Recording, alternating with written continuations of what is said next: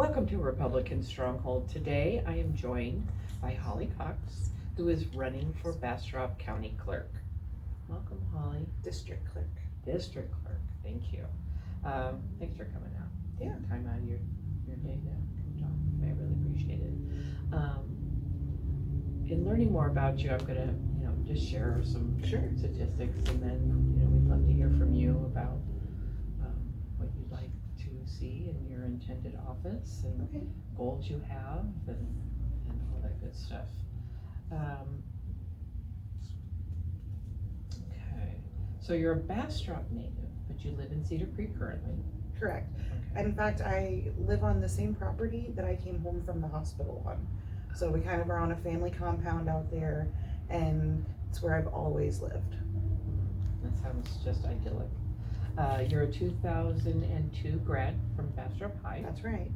You're married to Tracy Gonzalez. Yes. And you have a son, Brian.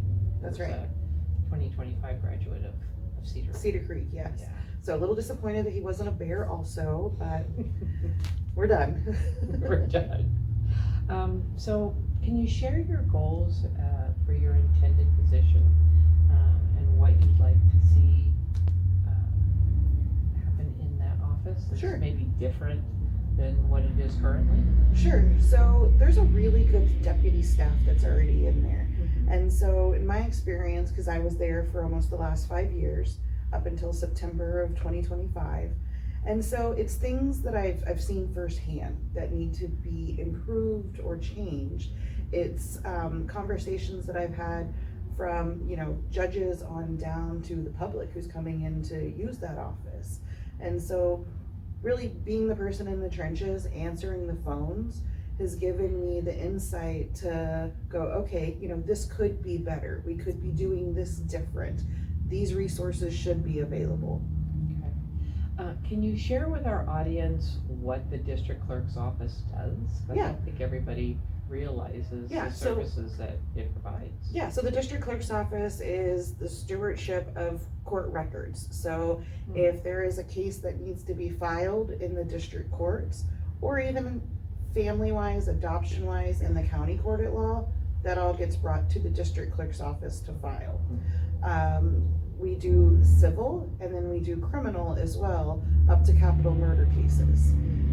The district clerk's office is the office that handles all of the jury summons for Bastrop County.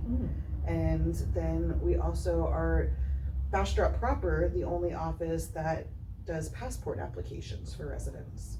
Oh, yeah, I didn't know that. Yes. That's good to know. Oh, interesting. So what would you like the voters of Bastrop County to know about you, and why should they vote for you? Well, I think that one, being a lifetime Bastrop resident, that, even people who have moved here, they moved here because they like the small town, easily accessible, call an office, gonna talk to a real person type of service. So, keeping that in line, and then as well, I think that most of my career path has been in service, from being a surgical assistant, that was my job right out of high school, to being a paralegal. So I get the perspective from both sides, from the law firm and then the judicial side as well.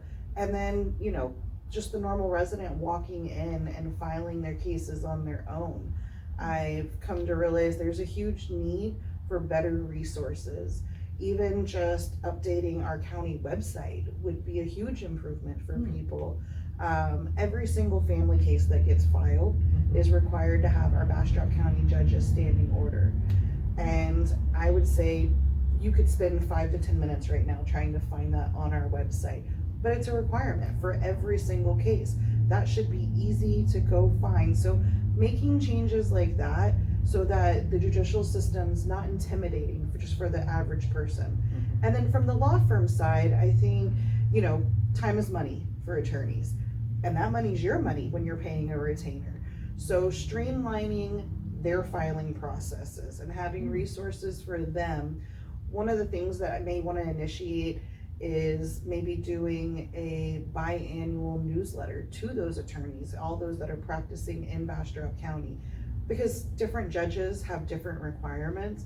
So just keeping those attorneys up to par on what the judges are requiring. So it really just comes down to the level of assistance that Bastrop County deserves, the service and the accessibility. Yeah, so I imagine in all those years you've seen a lot.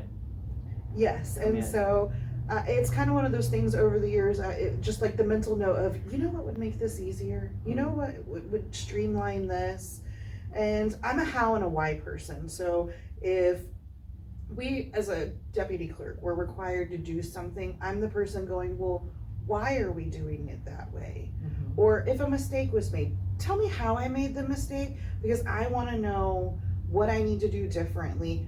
And then also tell me how you found that mistake, because I want to be able to go back and do my own checks and balance systems to make sure it doesn't happen again. To replicate it. Because we're only human, right?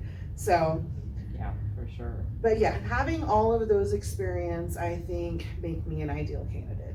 Okay, all right.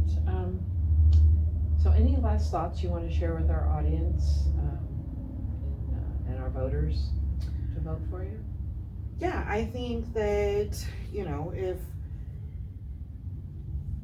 if we want to support the growth that's coming inevitably, and that it's already been here, that we definitely need leadership who's going to be progressive when the time comes, not just, you know, not just change for change's sake, but change because it's gonna happen. And that comes from the legislative end down to new judges being elected and being able to stay on the forefront, and then continuing education for the deputy clerks when those changes come, and, you know, making sure that all the deputy clerks are consistently handling cases and filings and serving the public just the same. I mean, this is a taxpayer dollar funded service. And so making sure that those services are the best they can be is definitely one of my goals. Okay, great. So, quick question just came to my mind. Are deputy clerks, do they have to go through a certain education, training? No, and so that is, certification, anything like that? no, so that is one of my big initiatives is, right now, the onboarding process, a new person is hired, they get put with, you know, a senior deputy clerk. But from the beginning, there's not any consistent training, and deputy clerks are not required to do continuing education. So anything that they're doing comes from leadership down. And so if you have a disconnect of communication from the person who's going to those conferences, learning that new information, and then it not getting dropped down the ladder for these deputy clerks, you know, there are times when an attorney may call and go, well, actually, as of September 1st, this is how this is supposed to be handled. So implementing something, especially right after, you know, legislation changes, to do biannual continuing education for these deputy clerks, because it's not required. It's not a professional requirement like being a teacher. Now the district clerk has to do continuing education. And so maybe kind of mimicking what that continuing education is, and then dropping that down to the deputy level, because consistency is key. So what happens right now is, you know, it'll be brought to an attorney, or an attorney will bring it to the attention of the office of, well, maybe that's not how that was supposed to be handled. And then it's currently a conversation, well, how do you do it? How do you do it? And that's one of the things that I've, you know, witnessed is there's not consistency. So maybe implementing an onboard training for those clerks, and then for their initial hire, and then doing the continuing education, even though not required, it's still really important. So in my career path, I also owned a child care center, and even a child care center, from the director down to the actual staff, have to do continuing education, and you have to follow the minimum standards set forth by the state. District clerk's not that different, because there's literally a district clerk manual that says what steps we're supposed to accept. And so, you know, I could almost put money on it that that the current deputy clerks, probably not every single one of them have ever cracked open that book, and that's their jobs. That's what they're supposed to be following. Makes sense. So Makes sense. Great. Thanks, Holly. Yeah. For coming all this way. yeah, thank All you. the way from downtown. Yeah. I appreciate Yeah, your thank time, you. and good luck. Thank you so much. All right. So join us again for another episode of Republican Stronghold. Thanks for joining us. See you soon.